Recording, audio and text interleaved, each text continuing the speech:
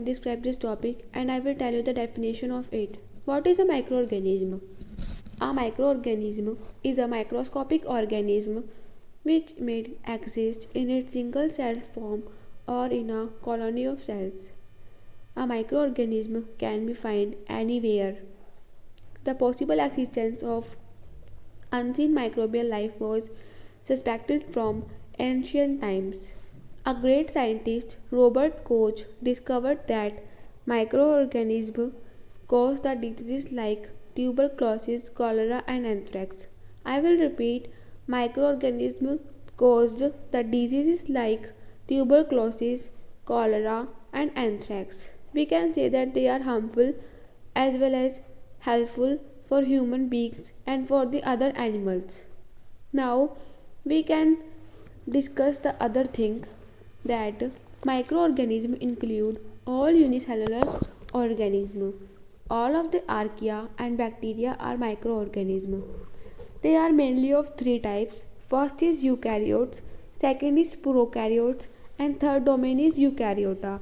Eukaryota includes multicellular organisms and unicellular protists and protozoans. Many of the multicellular organisms are microscopic, which means we cannot see them with our naked eye. We need a microscope to see them. I will repeat, we need a microscope to see them. Now we will discuss the types of microorganisms. They are of many types, but we will discuss here only some. First is bacteria. Bacteria are the type 1 of microorganism. They are of prokaryotic microorganism. Bacteria are found in every habitat on this earth, including humans.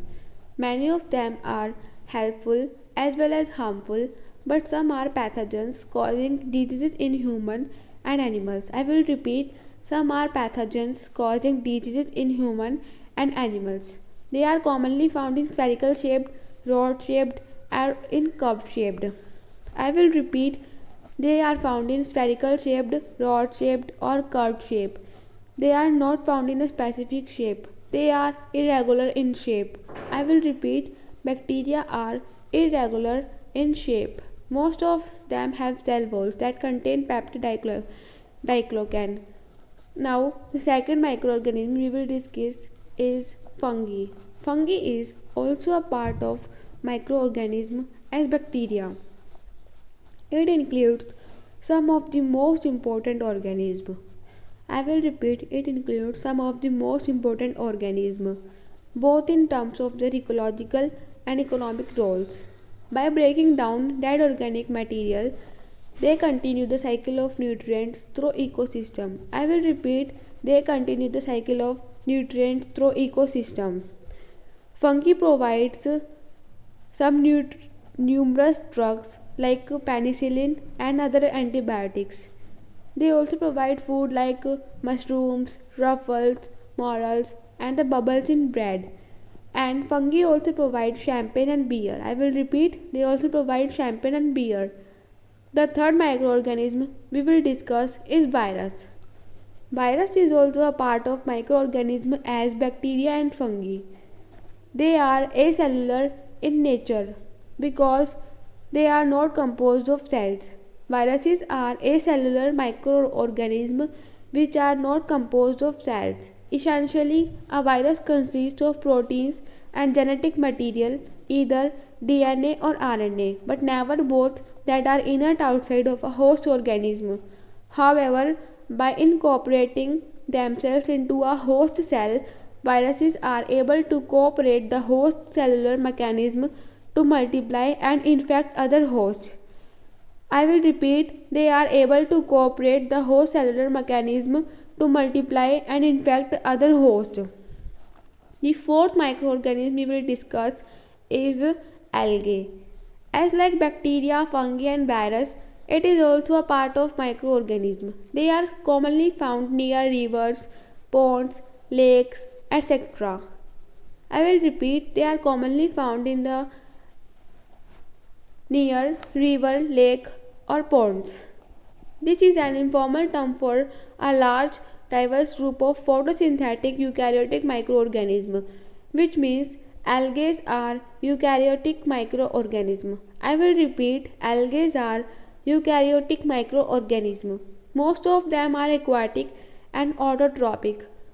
Most of them are aquatic and autotrophic. The largest and most complex marine algae are called seaweeds. I will repeat, the largest and most complex marine algae are called seaweeds, while the most complex freshwater forms are Charophyta. The most complex freshwater forms are Charophyta, which is a division of green algae. Examples, Spirogyra and stoneworts.